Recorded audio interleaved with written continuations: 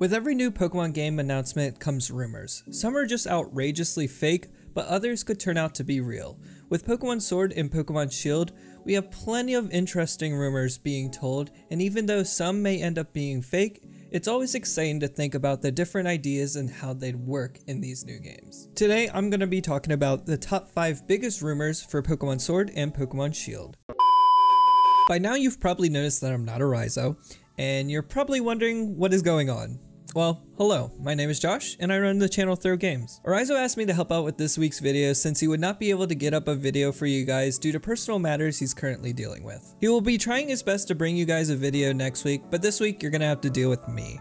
I hope that's not a bad thing and you end up enjoying the video. Before we get into the video, I want to make sure to clear up any confusion that may be caused from discussing these rumors. The authenticity of rumors is always questionable at best. Don't think that anything mentioned in this video is confirmed by any means to be in Pokemon Sword or Pokemon Shield. Just as a disclaimer, some of these rumors are from the same person's posts, but since what they were rumoring had so much to it, I decided to talk about specific ones individually in my list. These are just rumors that I find to be the most interesting so far to discuss and think about possibly ending up in the games. If you guys enjoyed the video, make sure to leave a like, subscribe, and share this video with a friend. And make sure to check out my channel over at ThrohGames if you want to see some of the content I create. And with that being said, let's get started. Every new generation of Pokemon comes with new changes to the Wi-Fi battling meta. Generation 6 added fairy typing, megas, and stat changes, and in Generation 7 we got Z-moves, status condition alterations, and more stat changes. Our rumor in the number 5 slot states that in Generation 8 we will be getting a new status condition called Fear. I personally think this idea is really cool considering we've never gotten a new status condition before. The concept behind this new status condition would be that Fear causes the Pokemon to lower its accuracy and its moves won't be stab boosted anymore. I can definitely see certain moves like Glare, Punishment, Night Daze, Snarl, and more causing the status condition. Of course, I'd also expect some new moves to be created to inflict the status condition. I'm not sure that everyone would be happy about this new type of status condition considering people already don't like the luck factor with certain moves and statuses, but I personally think the luck factor is a part of Pokemon at this point and we should just end up accepting it.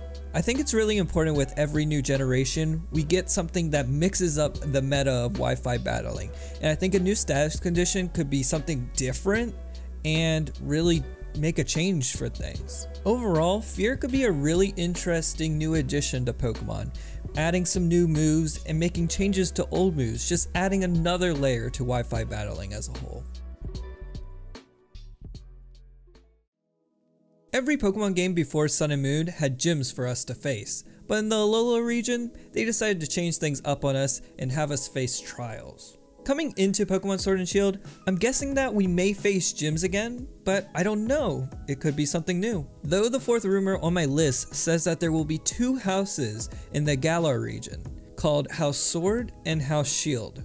Then with each house, there will be specific gym leaders that are a part of them. The house that the gym leader is associated with would end up determining the battling style of that gym leader.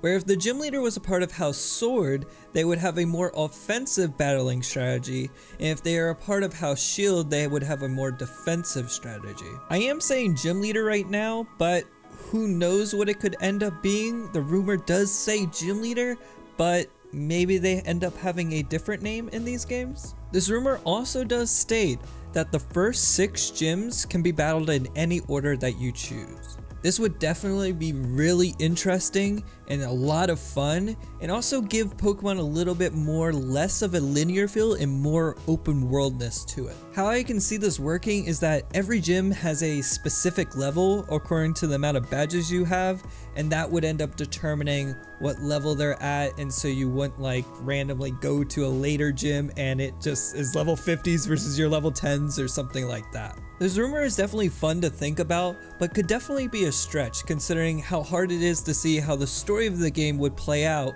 with being able to dodge gyms and battle them later. This definitely has the potential to be a very interesting new take on how gyms could work and could lead to some awesome story dynamics. Ultimately, it will just come down to how all of these things end up being implemented into the games.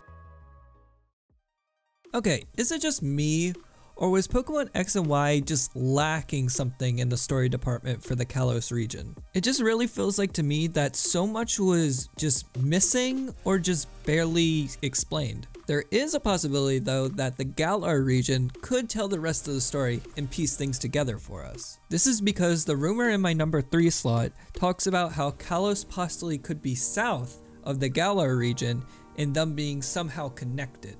This rumor definitely seems plausible, considering if you look at both of the region maps, it does sort of seem like they could somehow connect up together if you look at the different bodies of water in the 2 rivers. This could be awesome for the story of Pokemon Sword and Shield and tie up a lot of the holes left from the Kalos plot with AZ and the Ward. It would make a ton of sense if these 2 regions were at war with each other if they are right next to one another. This would add greatly to the story development of Pokemon Sword and Shield, which is definitely something we need for Pokemon game stories moving forward. There's also some people making the connection between Wikstrom, one of the Elite Four members in Kalos, and him possibly being originally from the Galar region.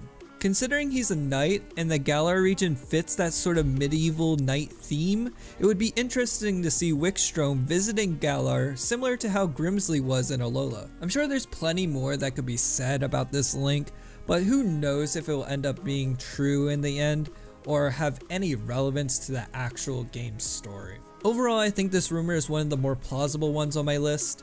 It would make me very happy because I would love to see Pokemon take on a more expansive telling of its story in the future, but I don't know. You guys leave me your thoughts about this rumor in the comments down below. Our first 2 Generation 8 Pokemon, Meltan and Melmetal, were introduced to us through Pokemon Go. You could also transfer them into Pokemon Let's Go Pikachu and Eevee and use them there. Now we'll hopefully get to learn more about them and get to use them in Pokemon Sword and Pokemon Shield. This rumor is centered around Meltan and the idea that it's tied to the legendary Pokemon in the game and how there may be a theme of technology taking over and going too far. This leads me to think that Meltan is a Pokemon created by humans, similar to how Typenol was in Sun and Moon. Maybe in Pokemon Sword and Shield, we'll start to see more people attempting to experiment with making Pokemon or trying to make them stronger. This is another rumor that gives us an idea to what Pokemon Sword and Shield's story could be like. Also in relation to this rumor, it is also stated that the legendary Pokemon are both normal steel types, and each is a part of one of the specific houses in the game. Is it possible that these houses could have created these legendary Pokemon? My theory to wrap this all together would be that the humans must learn from the Pokemon to not push their experiments with Pokemon and technology too far, or it could lead to dire consequences. I'll admit right away, this rumor is a big reach, but I really want an amazing story, and anything that can get me to that, I want to think is possible. To add on to this idea of Pokemon and technology going too far, there's a rumor of armored Pokemon or armored evolutions being a possibility in Sword and Shield.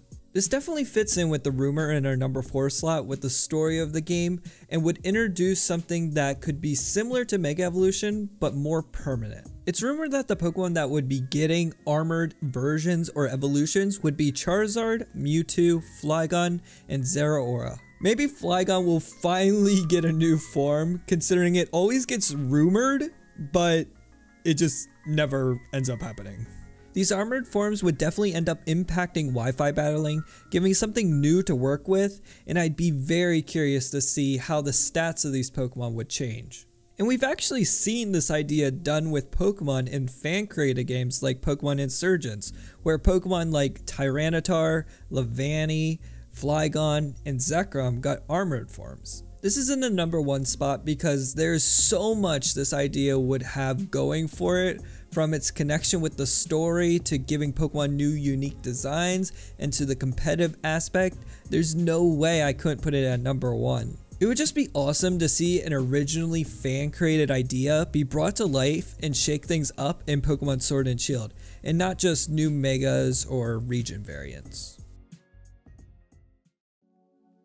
And that's the top 5 biggest rumors for Pokemon Sword and Pokemon Shield. I'm sure as more time goes by and we get more information around these games, there will be even more big rumors out there, and some of the ones in this video may be debunked. The speculation around these rumors is the fun part, because besides me getting to share my thoughts, you can comment and share yours as well. I'd love to see what ideas you can come up with and discuss with others in the comments down below. Thank you all so much for watching, even though I'm not Eryizo, and thanks to Eryizo for asking me to come on and make a video for you all. Make sure to leave a like on the video and subscribe to become a Rybro today. If you enjoyed hearing my thoughts and want to hear more from me, be sure to go over to my channel at ThrohGames and check out what I'm posting over there. If you end up liking what you're seeing, be sure to subscribe. I'm just starting back up, but I'll be posting as often as I can over there as we learn more about Pokemon Sword and Pokemon Shield and other games that end up being interesting to me. Again, thank you so much for watching, and stay tuned for more.